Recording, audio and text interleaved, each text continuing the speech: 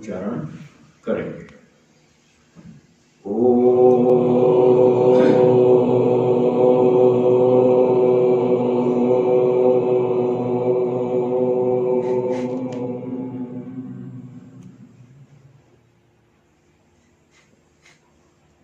हाँ जी, तो पहले ये पूछेंगे और कैसे करना है? ये पहले इसका उत्तर दे देंगे। चलो पढ़िए, क्या क्या लिखा है, माइक लेके पढ़िए।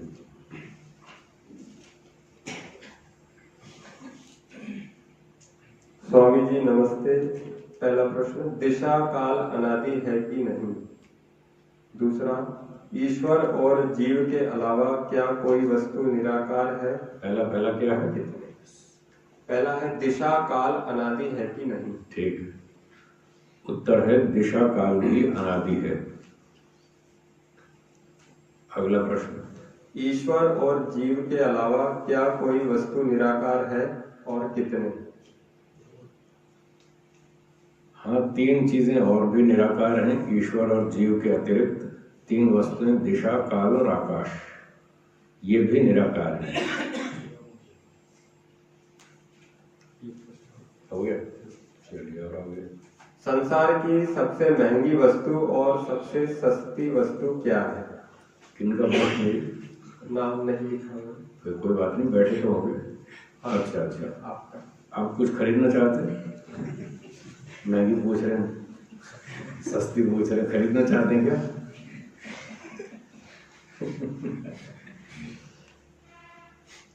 खरीदने का विचार हो तो फिर पूछना भी चाहिए, भाई सबसे महंगी चीज है, मेरे पास बहुत पैसे हैं, मैं खरीदना चाहता हूँ, फिर तो मैं बताऊँ भी सही। आध्यात्मिक वस्तुओं से मतलब है मेरा, भौतिक वस्तु में। अच्छा, आध्यात्मिक में सबसे महंगी ईश्वर है। सबसे महंगी चीज ईश्वर है। अगर आध्यात्मिक वस्तु में आप सबसे महंगी वस्तु पूछ रहे हैं तो उत्तर है कि ईश्वर है।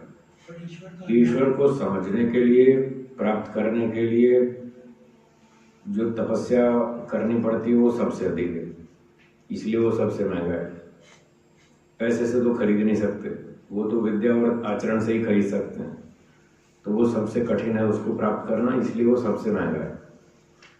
और सस्ता तो है वही शाब्दिक ज्ञान प्राप्त करना, बहुत सस्ता है। आप 3 सेकंड में एक बात सीख लेंगे, मैं भी सिखा देता हूँ 3 सेकंड में, बहुत सस्ता है, बहुत आसान है। उसको प्रैक्टिकल आचरण में लाने में आपको 40 साल लग जाएंगे, तब भी आप शायद गारंटी से नहीं कह पाएंगे कि हाँ मैंने अब इसको आचरण में उतार लिया। तो 3 सेकंड में जो सीखने की बात है वो ये है कि क्रोध मत करो। हाँ जी बोलिए। सीख लिया नहीं सीखा? आगे ना, अब इसका प्रैक्टिकल करो। 40 साल बाद भी शायद आप ये नहीं कह पाएंगे कि अब मैंने पूरा जीवन में उतार ली ये बात कि आज के बाद कभी क्रोध नहीं करूंगा। शायद 40 साल बाद भी आप ये दावा नहीं कर पाएंगे। तो शाब्दिक ज्ञान प्राप्त करना सरल है, ये सबसे सस्ता है। ठीक हो गया? ठीक है। चलो जी अगला प्रश्न। स्वामी जी नमस्ते। संस्कार क्या है, विस्तार से बताएं। बस इतना ही प्रश्न? हाँ, तो संस्कार क्या है? हम जब कुछ क्रिया करते हैं, मानसिक, वाचनिक या शारीरिक, जो भी तरह की हम क्रिया करते हैं, तो उसका एक प्रभाव हमारे मन पर स्थिर होता है, एक प्रभाव पड़ता है मन के ऊपर, उस प्रभाव को संस्कार कहते हैं। जैसे किसी ने झूठ बोल दिया, उदाहरण के लिए झूठ बोल दिया और 10,000 रुपये कमा लिए झूठ बोल करके, तो ये जो क्रिया की, झूठ बोलना और 10,000 रुपये लाभ कमाना, तो इसका मन पे ये प्रभाव पड़ता है कि भाई झूठ बोलने में फायदा है, रिश्वत लेने में फायदा है, चोरी करने में फायदा है। ये फायदा देख के ही तो व्यक्ति काम करता है ना। तो जब उसने एक बार झूठ बोल के 10,000 रुपये कमा लिए, चोरी कर ली, रिश्वत ले ली, तो मन पर यह प्रभाव पड़ता है कि ये फायदे वाली चीज है। इसका नाम है संस्कार। गलत काम करेंगे तो गलत संस्कार पड़ेगा, अच्छा काम करेंगे तो अच्छा संस्कार पड़ेगा। अब एक व्यक्ति हवन करता है, उसको हवन करने से बहुत अच्छा लगता है, खूब आनंद मिलता है, शांति मिलती है, मन भी प्रसन्न हो जाता है, जलवायु भी शुद्ध हो जाता है, तो इसका उसके ऊपर बहुत अच्छा प्रभाव पड़ता है कि यज्ञ करना लाभकारी। फिर उसने ये क्रिया एक बार की तो एक संस्कार पड़ गया, अगले दिन फिर उसने वही क्रिया की तो 2 संस्कार हो गए, तीसरे दिन फिर की तो 3 हो गए। ऐसे वो रोज करता जाता है तो उस पर मन पर वो जो छाप लगती जाती है कि अच्छा काम है, फायदेमंद है, इससे बहुत सारे लाभ हैं। ये जो मन पर छाप लगती जाती है इसको संस्कार कहते हैं। अब कोई लंबे समय तक रोज हवन करता है तो उसको आदत हो जाती है। इसी संस्कार को आगे चलकर आदत के नाम से कहा जाता है। तो सिगरेट बीड़ी पीने लगता है तो थोड़े दिनों में उसको आदत हो जाती है, वही संस्कार है। कोई शराब पीने लगता है, कोई चाय पीने लगता है, कोई कॉफी पीने लगता है, कोई दान देने लगता है, कोई सेवा करने लगता है, कोई यज्ञ करने लगता है, कोई स्वाध्याय करने लगता है। जो भी क्रिया करता है बार बार रिपीट करता है तो उतनी उतनी छाप उसके मन पर बढ़ती जाती है। तो ये जो छाप लग रही है इसका नाम है संस्कार, और यही लंबे समय के बाद आदत के नाम से कही जाती है। ठीक है जी, और बोलिए। 100 हाथों से कमाओ, 1000 हाथों से दान करो, क्या यह संभव है?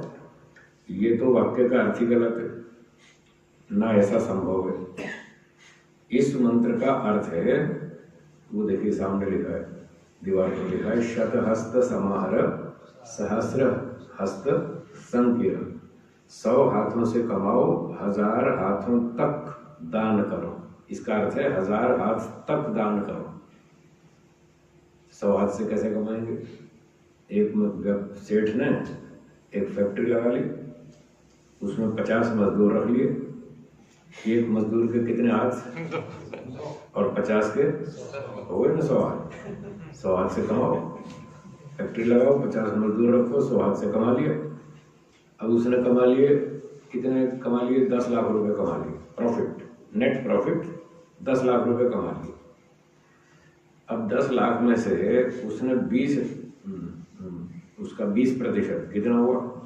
2 लाख। 2 लाख हुआ ना, तो 2 लाख रुपए उसने 4, 5, 7 संस्थाओं को थोड़े थोड़े बांट दिए। एक संस्था में 100 आदमी थे, उसको 10,000 दे दिए। दूसरी संस्था में 250 आदमी थे, उसको 20,000 दे दिए। तीसरी संस्था में 200 आदमी थे, उसको 15,000 दे दिए।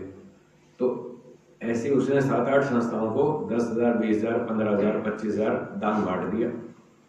तो 2 लाख रुपए उसने बांट दिए, 10 कमाए, 2 बांट दिए, और जितनी संस्थाओं को दिए वहां पर 1,000 लोग इकट्ठे हो गए। मतलब 200 उसके, 250 उसके, 50 उसके, 100 उसके, तो 1,000 लोगों तक उसका दान पहुंच गया। इस तरह से करना चाहिए। 100 हाथ से कमाओ, 1000 हाथ तक पहुंचाओ, ये है इसका अर्थ, और ये संभव है जी। हमारे हिंदू धर्म में आज बहुत सी इत्यादि प्रकार की माताओं का पूजन होता है, जैसे दुर्गा माँ, काली माँ आदि। क्या इन माताओं का कुछ अस्तित्व या इतिहास है? तो जहां तक हमारी जानकारी है कि इन माताओं का कोई ज्यादा अस्तित्व और इतिहास है नहीं। बहुत सारी तो काल्पनिक है, सिर्फ व्यापार करने के लिए ऐसी कल्पनाएं कर ली गई कि भगवान को देवी के रूप में प्रस्तुत करो, उसकी पूजा करो, इसी बहाने कुछ दान आ जाएगा, अपना खा पी के मजा करेंगे। तो बहुत सारी तो काल्पनिक देवियां हैं, और 2-4 कोई ऐतिहासिक भी होंगी। तो वो जब थी तब थी, अब तो है नहीं। तो अब उनकी फोटो मूर्ति पूजने से कोई फायदा नहीं। उनका इतिहास, जो वास्तविक देवियां थी उनका इतिहास पढ़ें, और उनके जीवन में जो अच्छे काम थे उनको आप सीखें, उनको फॉलो करें, फिर तो ठीक है, फिर तो कुछ फायदा है। खाली फोटो पूजा, मूर्ति पूजा से तो कोई फायदा नहीं। लोग तो इतना ही करते हैं और कुछ आचरण में तो लाते नहीं, इसलिए कोई ज्यादा लाभ नहीं उससे। ईश्वर की पूजा करनी है, ईश्वर एक ही है, सर्वव्यापक है, निराकार है, ऐसे ईश्वर की पूजा करें जी। इसमें कुछ शब्द स्पष्ट से नहीं, फिर भी मैं पढ़िए। क्या लघु शंका या दीर्घ शंका के पश्चात यज्ञ, ये कुछ कटा हुआ या है क्या, अन्य पूजा कर्म उन्हीं वस्त्रों के बदल कर करना उचित होता है? ऐसा कुछ किसकी शंका है? यहाँ उपस्थित हैं जिन्होंने ये शंका भेजी है या नहीं? नहीं, ठीक है, रहने दो। तब सुनने वाला ही नहीं तो सुनाई किसको? जिसने शंका पूछी वही गायब है, तो सुनाई किसको? हाँ, और कोई? ईश्वर पुरुषार्थी की कामना पूर्ण कैसे करता है? ईश्वर पुरुषार्थी की कामना कैसे पूर्ण करता है? तो जो पुरुषार्थ करता है ईश्वर उसके मन में उत्साह उत्पन्न करता है, जोश पैदा करता है, उसकी बुद्धि को बढ़ाता है, जोश को बढ़ाता है, और शरीर में फिर उससे ताकत भी बढ़ती है। फिर वो जो पुरुषार्थ करता है उससे खाना पीना भी अच्छा खाएगा, व्यायाम भी करेगा, योजनाबद्ध काम करेगा, प्लानिंग से करेगा। तो इस प्रकार से ईश्वर उसकी उत्साह, बुद्धि और मानसिक बल आदि आदि बढ़ाकर उसकी सहायता करता है, और इस प्रकार से वो अपने कार्य में सफल हो जाता है। अश्वमेध यज्ञ कैसे होते हैं और ये कैसे पूर्ण होते हैं? अश्वमेध यज्ञ राजा लोग करते हैं, तो आजकल हम में से तो कोई राजा है नहीं, इसलिए हम तो करते नहीं। ये राजाओं का काम है। जितना मुझे मोटी सी जानकारी है बता देता हूँ, पूरी जानकारी भी नहीं मुझे, क्योंकि ये मेरा विषय नहीं है, यज्ञ का मेरा विषय नहीं है। मेरा विषय है दर्शन और अध्यात्म। इसके बारे में मैं जानता हूँ, वो मैं आपको बता सकता हूँ। अश्वमेध के बारे में इतना सुना है कि पुराने समय में जो राजा लोग होते थे तो उनकी जो सीमा होती थी, बाउंड्री राज्य की, उसके बाहर के इलाके में जो दूसरे राजा का इलाका है, उस इलाके में वो एक घोड़ा छोड़ते थे और उसके पीछे सेना होती थी। उनका उद्देश्य ये था कि जो दूसरे राजा का इलाका है उसको अपने अधीन कर ले। क्यों कर ले? क्योंकि उसका शासन वेद के अनुकूल नहीं है और हमारा शासन वेद के अनुकूल है। हम वैदिक कानून लगाते हैं, वो वेद विरुद्ध कानून लगाता है, तो प्रजा पर अन्याय होता है, उससे प्रजा दुखी है। हम उस इलाके की प्रजा को सुखी करना चाहते हैं, इसलिए हम उसके राज्य पर स्वयं अपना शासन करना चाहते हैं, उसके इलाके पर। तो हमें उससे युद्ध ना करना पड़े, लड़ाई भिड़ाई ना हो, खून खराबा ना हो, उससे बचने के लिए हम एक घोड़ा छोड़ देंगे, तो हमारा घोड़ा और पीछे सैनिक भी चलेंगे। जितने एरिया में हमारा घोड़ा घूम कर आएगा, सेना भी घूम कर आएगी। तो अगर उस दूसरे राजा ने हमारे घोड़े और सेना को नहीं रोका तो उतना एरिया हमारा हो गया, हम उसके मालिक हो गए, हम उसके राजा बन गए। अब वहाँ की प्रजा पर हम शासन करेंगे, वैदिक कानून लगाएंगे। और अगर ये बात उस राजा को स्वीकार नहीं है तो वो हमारे घोड़े और सेना को रोक लेगा और उसके सामने हमने युद्ध होगा। तो ये एक तरीका था, इसको अश्वमेध यज्ञ कहते थे। अश्व का अर्थ होता है राष्ट्र। क्या अर्थ है? मेध का अर्थ है वृद्धि। क्या अर्थ है? तो अपने राष्ट्र की वृद्धि करने का जो कार्यक्रम है उसका नाम है अश्वमेध यज्ञ। बिना युद्ध किए, बिना खून खराबा किए, इस तरीके से अपने राज्य को बढ़ा लेते थे वैदिक राजा।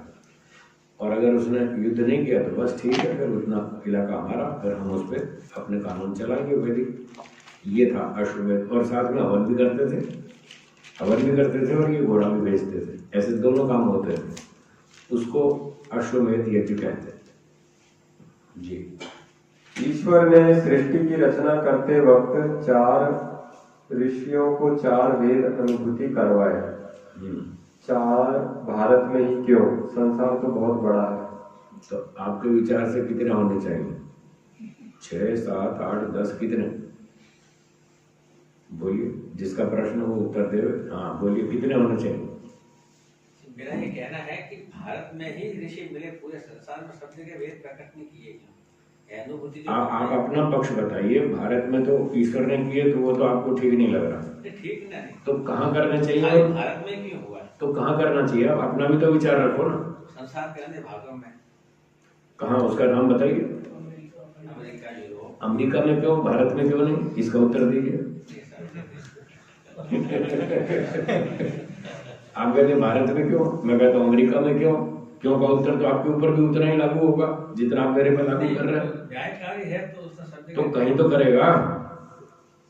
कह रहे सब जगह, कई जगह। सब जगह क्यों करे? आपसे पूछ के थोड़ी काम करेगा। ईश्वर अपने हिसाब से काम करता है, आप मुझसे पूछ के काम करते हैं।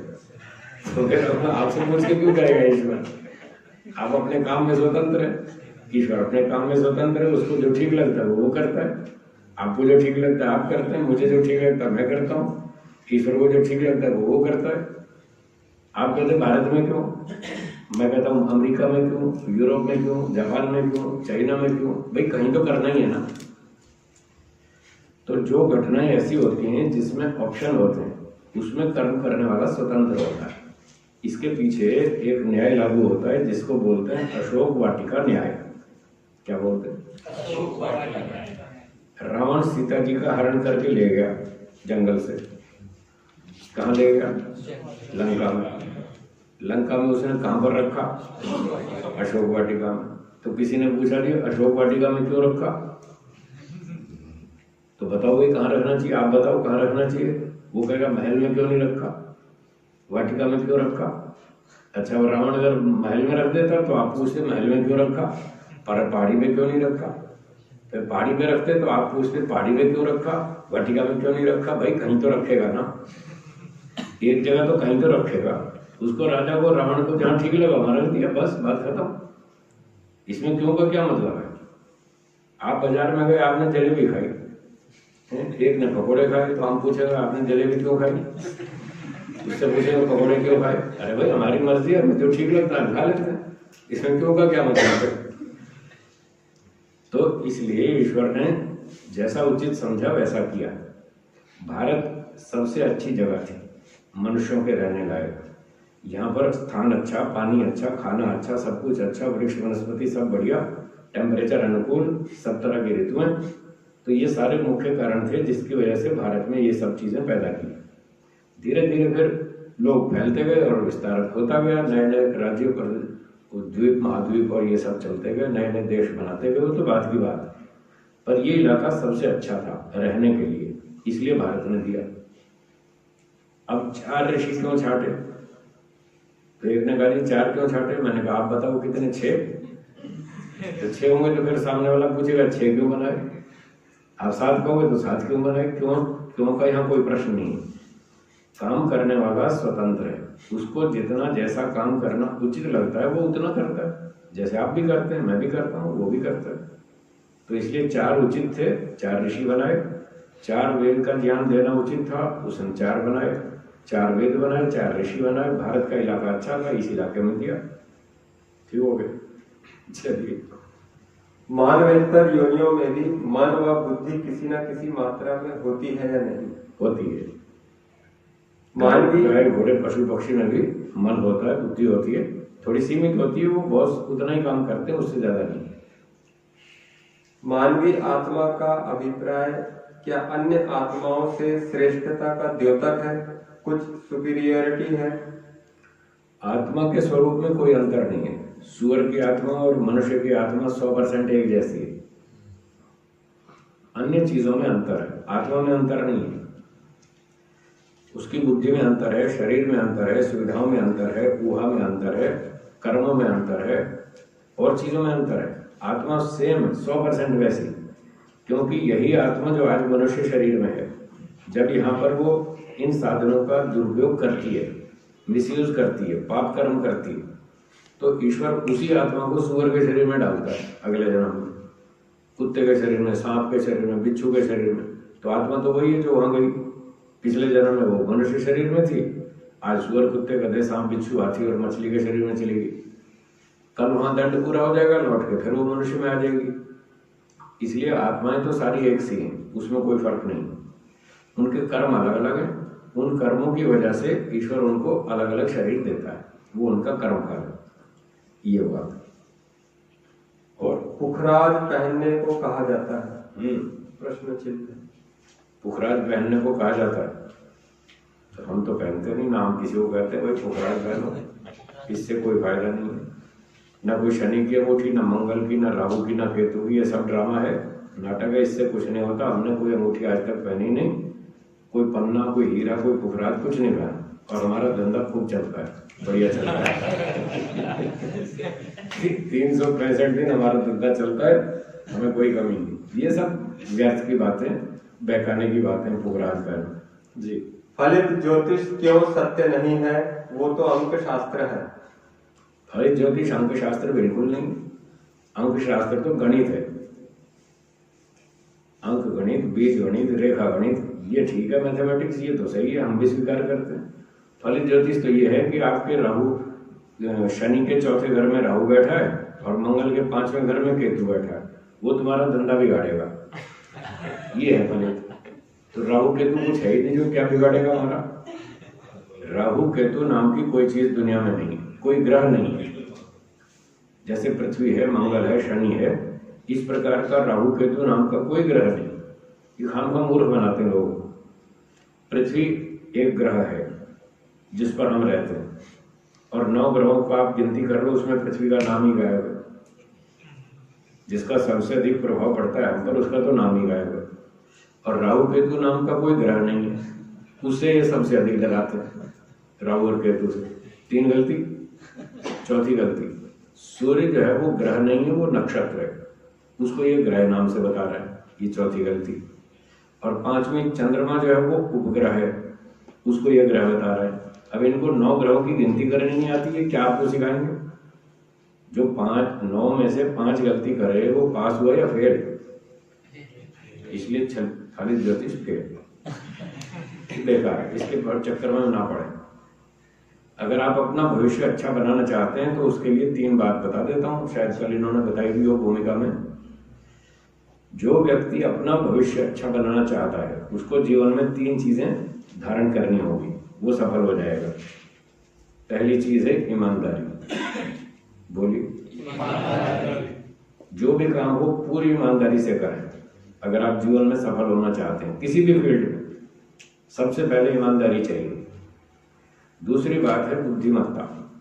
IQ लेवल अच्छा होना चाहिए। जो आदमी दूर तक सोच के काम करे कि मैं जो काम करने जा रहा हूं इससे हानि होगी या लाभ होगा। लाभ होगा तो करो, हानि होगी तो मत करो। तो बुद्धिमत्ता से सोच समझ के डिसीजन लेना, ये दूसरी बात है। और तीसरी बात है मेहनत। पूरी मेहनत करो, काम चोरी नहीं, आलस्य प्रमाद नहीं। तो ईमानदारी, बुद्धिमत्ता और मेहनत, जो व्यक्ति ये 3 चीजें जीवन में धारण कर लेता है उसका बेड़ा पार, वो सफल है, उसका भविष्य बहुत सुंदर है। बाकी ये राहु केतु और इससे कुछ नहीं होना जी। प्राचीन मंदिरों में जाना चाहिए या नहीं, कृपया मार्गदर्शन दें। जैसे बालाजी, साईं बाबा, वैष्णो देवी। क्यों जाना चाहते हो? पूजा करने के लिए या विजिटर बन के देखने के लिए? बोलिए, किस पर्पज से जाना चाहते हैं? उत्तर दो। श्री संजय जी बोला। संजय जी कौन है? हाँ बोलिए, किस लिए जाना चाहते हैं? दर्शन करने। दर्शन किसके दर्शन? प्राचीन मूर्ति है, मूर्तियों के। उससे क्या लाभ है? दर्शन, सिर्फ दर्शन। मूर्ति के दर्शन या भगवान के दर्शन? मूर्ति के दर्शन। तो मूर्ति तो देख लो, कोई दिक्कत नहीं। मूर्ति दर्शन करना हो तो देखो, कलाकारी देखनी हो तो जाओ, कोई दिक्कत नहीं। और भगवान का दर्शन समझ के जा रहे हैं तो गलत है। भगवान एक जगह रहता है या सब जगह? सब जगह। तो फिर भगवान तो सभी जगह है, फिर बालाजी क्यों जाओ? भगवान के दर्शन के लिए मत जाओ, मूर्ति देखने जाओ, कोई आपत्ति नहीं। मैं भी जाता हूँ, बहुत जगह घूमना है, मैं भी बड़े बड़े मंदिर सब देखा है, मैं भी देखा है। बालाजी देखा है, वैष्णो देवी देखा है, रामेश्वरम, त्रिवेंद्रम, कन्याकुमारी सब देखा है। विजिटर, टूरिस्ट बन के गया था, कोई दर्शन करने नहीं गया था, है ना? तो टूरिस्ट बन के जाओ, कोई दिक्कत नहीं जी। Law of probability question mark. संभावना का नियम। ये संभावना का नियम होता है कि यदि 100 विद्यार्थी परीक्षा देंगे तो क्या 100 के 100 फेल हो जाएंगे या कुछ पास भी होंगे? होंगे ना? कितने पास हो जाएंगे? मोटी संभावना क्या कहती है? 100 परीक्षा देंगे तो 100 में से 60, 50, 40, 30 कुछ तो पास होंगे ना। तो हम 70 भी नहीं गिनते, 30 भी नहीं गिनते, दोनों के बीच की एवरेज गिनो, 50 की संभावना रहती है भाई। 100 में से 50 तो पास हो ही जाएंगे। इसको बोलते हैं लॉ ऑफ प्रोबेबिलिटी, संभावना का नियम। 100 आदमी मेहनत करेंगे धंधे के लिए तो 40-50 तो पास हो ही जाएंगे। जो बुद्धिमान हैं, जो ईमानदार हैं, जो मेहनती हैं, वो पास हो जाएंगे। जो आलसी हैं, बेईमान हैं, झूठे हैं, मूर्ख लोग हैं, वो फेल हो जाएंगे। तो इसको बोलते हैं संभावना का नियम। वहां पर ये ज्योतिष विद्या कुछ नहीं करती, वो तो 100 को बोल देती है, हाँ जाओ बेटा पास हो जाओगे, और 50 पास हुए, 50 फेल। वो तो संभावना के नियम से हुए, ज्योतिषी के बताने से थोड़ी हुए। उसको तो काका भी नहीं मालूम कौन पढ़ता है कौन नहीं पढ़ता, उसको तो कुछ भी नहीं मालूम। उसने तो सभी को 100 को एक ही उत्तर दिया था, जाओ जाओ पास हो जाओगे। तो सारे पास क्यों नहीं हुए? तो वहां संभावना का नियम लगता है, ज्योतिषी का नहीं लगता। ना कोई मंदिर में मनोकामना ऐसे पूरी होती है। अगर मंदिर में आप मूर्ति के सामने मनोकामना रखते हैं और वो मूर्तियां आपको आशीर्वाद देके आपकी कामना पूरी कर देती हैं, अगर ये सच है, तो जो पुजारी है वो अपनी कामना मंदिर की मूर्ति से पूरी क्यों नहीं कर लेता? वो आपसे दान दक्षिणा क्यों लेता है? बात समझ में आई कि नहीं आई? अगर मूर्तियां ही कामना पूरी करती हैं तो पुजारी अपनी सारी कामनाएं मूर्तियों से कर लेता। और जिस कलाकार ने मूर्तियां बनाई और जिस व्यापारी ने मूर्ति बेची, वो बेचता ही क्यों? अपने घर में रखता ना सारी मूर्तियां और उसी से कामनाएं पूरी कर लेता। न उसकी बिक्री होती, ना पुजारी उसकी आपसे दक्षिणा लेता, कोई भी नहीं लेता। और व्यापारी को मालूम है कि ये हमने केवल व्यापार के लिए मूर्तियां बनवाई हैं। कलाकार को भी मालूम है मैं चित्रकार मूर्तिकार कुछ बनाऊंगा तो कुछ खाने को रोटी मिलेगी। तो ये सब व्यापार है। मूर्तिकार मूर्ति बनाता है व्यापार के लिए, वो उसको बिक्री करता है, पैसे लेता है। बीच का व्यापारी भी अपना व्यापार करने के लिए मूर्तियां बेचता है। पंडित का जो पंडित है पुजारी मंदिर में, वो भी अपना व्यापार करता है और लोगों से दान दक्षिणा लेता है। मूर्ति से तो कोई भी किसी को नहीं मिल रहा, कुछ भी नहीं मिल रहा, तो जनता को क्या मिल रहा है?